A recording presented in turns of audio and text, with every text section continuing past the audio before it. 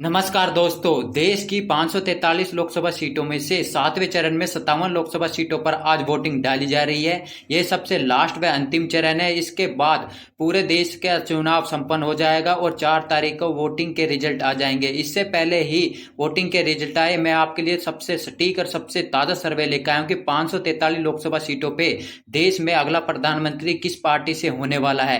क्या कांग्रेस पार्टी कुछ खेला करती हुई दिख रही है या फिर तीसरे टर्म में पीएम मोदी दमदार वापसी के साथ आते हुए दिख रहे हैं। वहीं 7वें और लास्ट चरण में पीएम मोदी जैसी वीआईपी सीटों पर भी आज मतदान होने वाला है। तो वहीं देश की 543 लोकसभा सीटों में से किस पार्टी का अब का इतिहास रचता हुआ दिख रहा है। क्या कांग्रेस पार्टी से राहुल गांधी कुछ कमाल करते हुए दिख रहे हैं या फिर से पीएम मोदी के नाम पर जनता एक तरफा वोटिंग करती हुई दिख रही है। तो सभी राज्यों का लेटेस्ट सर्वे दिखाने वाला हूं। तो सबसे पहले राज्य की बात करें तो वह हरियाणा है। तो हरियाणा की 10 लोकसभा सीट आती है। तो इसमें किस पार्टी के पक्ष में माहौल बनता हुआ दिख रहा है।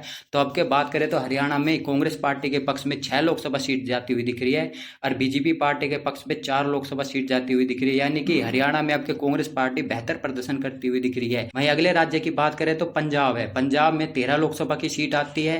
तो पंजाब की बात करें तो यहाँ आम आदमी पार्टी और कांग्रेस पार्टी अलग अलग लोकसभा चुनावी मैदान में है। दोनों पार्टियों ने गठबंधन नहीं कराया है, लेकिन दिल्ली में इन दोनों पार्टियों ने गठबंधन से चुनाव लड़ा है। तो पंजाब की 13 लोकसभा सीटों की बात करें तो बीजेपी पार्टी के पक्ष में 1 लोकसभा सीट, यानी कि कांग्रेस पार्टी के पक्ष में यहाँ 8 लोकसभा सीट, वहीं अदर्स के पक्ष में यानी आम आदमी पार्टी के पक्ष में यहाँ 4 लोकसभा सीट जाती हुई दिख रही है।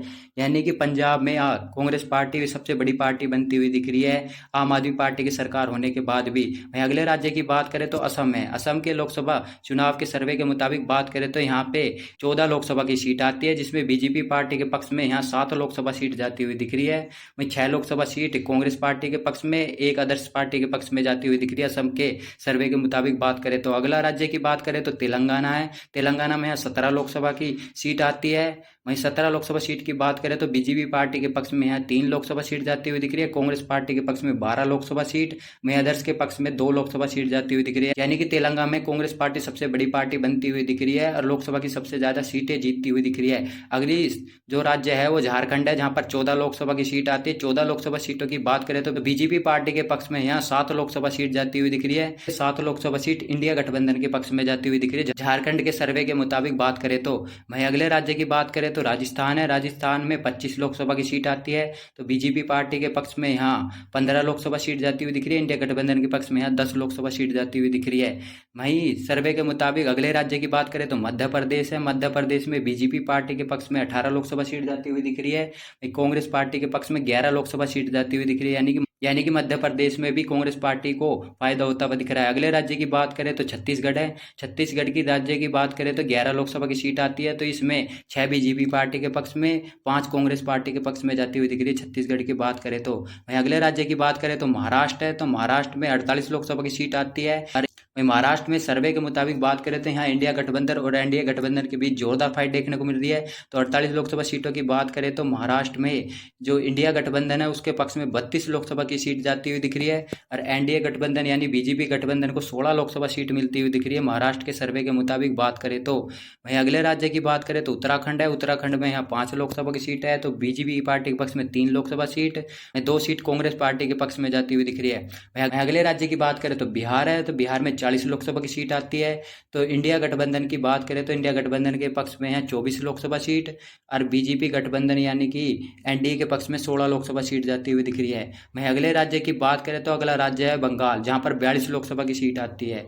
तो बंगाल की बात करें तो यहाँ पर इंडिया गठबंधन नहीं हुआ है, यहाँ से कांग्रेस पार्टी अलग लड़ रही है, वहीं टीएमसी पार्टी अलग लड़ रही है। तो बंगाल के सर्वे के मुताबिक बात करें तो बंगाल के सर्वे की बात करें तो बीजेपी पार्टी के पक्ष में 13 लोकसभा सीट जाती हुई दिख रही है, वहीं टीएमसी पार्टी के पक्ष में 25 लोकसभा सीट, वहीं कांग्रेस पार्टी के पक्ष में 4 लोकसभा सीट जाती हुई दिख रही है। वहीं अगले राज्य की बात करें तो कर्नाटक है, जहां पर 28 लोकसभा की सीट आती है। तो कर्नाटक सर्वे की बात करें तो कांग्रेस पार्टी के पक्ष में 18 लोकसभा सीट, बीजेपी पार्टी के पक्ष में 10 लोकसभा सीट जाती हुई दिख रही है। वहीं अगले राज्य की बात करें तो आंध्र प्रदेश है, जहां पर 25 लोकसभा की सीट आती है। तो बीजेपी पार्टी के पक्ष में बात करें तो आंध्र प्रदेश में 4 लोकसभा सीट, कांग्रेस पार्टी के पक्ष में यानी इंडिया गठबंधन के पक्ष में 6 लोकसभा सीट, अदर्स के पक्ष में यहाँ 15 लोकसभा सीट जाती हुई दिख रही है। आंध्र प्रदेश के सर्वे के मुताबिक बात करें तो अगले राज्य की बात करें तो उड़ीसा है। उड़ीसा में 21 लोकसभा की सीट आती है। तो बीजेपी पार्टी के पक्ष में उड़ीसा की बात करें तो 7 लोकसभा सीट, वहीं कांग्रेस पार्टी के पक्ष में 5 लोकसभा सीट, वहीं अदर्स के पक्ष में यहाँ 9 लोकसभा सीट आती हुई दिख रही है, यानी कि बीजू जनता दल के पक्ष में 9 लोकसभा सीट आती दिख रही है। वहीं अगले राज्य की बात करें तो हिमाचल प्रदेश है। तो हिमाचल प्रदेश में 4 लोकसभा सीट है। 4 लोकसभा सीट की बात करें तो 2 कांग्रेस पार्टी के पक्ष में, 2 बीजेपी पार्टी के पक्ष में जाती हुई दिख रही है। अगले राज्य की बात करें तो गोवा है। गोवा में 2 लोकसभा की सीट है। तो 1 बीजेपी पार्टी के पक्ष में, 1 कांग्रेस पार्टी के पक्ष में जाती हुई दिख रही है। वहीं अगले राज्य की बात करें तो त्रिपुरा है। त्रिपुरा में भी 2 लोकसभा की सीट है। तो त्रिपुरा की 2 लोकसभा सीट की बात करें तो दोनों की दोनों एनडीए कुंडवे यानी बीजेपी पार्टी के पक्ष में जाती हुई दिख रही है। वहीं अगले राज्य की बात करें तो मणिपुर है, जो देश में काफ़ी चर्चित राज्य रहा है। तो इसमें 2 लोकसभा की सीट आती है। 2 की दोनों लोकसभा सीट कांग्रेस पार्टी के पक्ष में जाती हुई दिख रही है।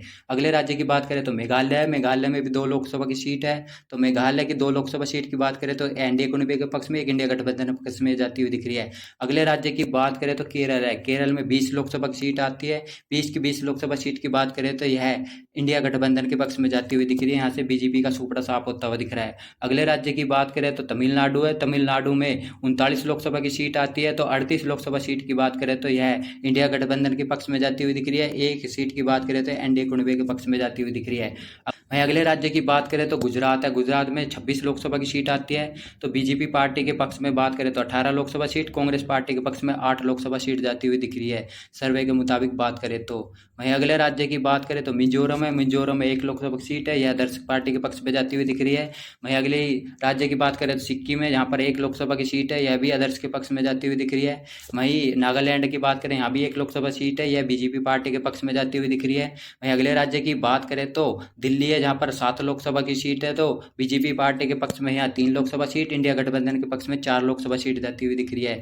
वहीं अगले राज्य की बात करें जम्मू कश्मीर है, जहाँ पर 5 लोकसभा की सीट आती है। तो बीजेपी पार्टी के पक्ष में 2 लोकसभा सीट, वहीं कांग्रेस गठबंधन के पक्ष में यहाँ 3 लोकसभा सीट जाती हुई दिख रही है। वहीं अगले राज्य की बात करें दमन और दीव की, यह लोकसभा सीट बीजेपी पार्टी के पक्ष में जाती हुई दिख रही है। वहीं अगले राज्य की बात करें दादर और नागर की, जहाँ पर 1 लोकसभा सीट है, यह कांग्रेस पार्टी के पक्ष में जाती हुई दिख रही है। वहीं चंडीगढ़ राज्य की बात करें, जहाँ पर 1 लोकसभा सीट है, जो केंद्र शासित प्रदेश है, यह लोकसभा सीट भी कांग्रेस पार्टी के पक्ष में जाती हुई दिख रही है। अब के बीजेपी पार्टी को झटका लगता हुआ दिख रहा है। अगले राज्य की बात करें तो लक्षद्वीप है। लक्षद्वीप में 1 लोकसभा की सीट है, यह लोकसभा सीट की बात करें तो कांग्रेस पार्टी के पक्ष में जाती हुई दिख रही है। वहीं अगले राज्य की बात करें तो उत्तर प्रदेश है, जहाँ पर 80 लोकसभा की सीट आती है। तो बीजेपी पार्टी के पक्ष में यहाँ बात करें तो 42 लोकसभा सीट। वहीं इंडिया गठबंधन की बात करें तो इंडिया गठबंधन के पक्ष में यहाँ 38 लोकसभा सीट जाती हुई दिख रही है।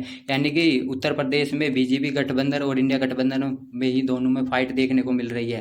वहीं अगली लोकसभा सीट की बात करें तो लद्दाख है। लद्दाख की लोकसभा सीट बीजेपी पार्टी के पक्ष में जाती हुई दिख रही है।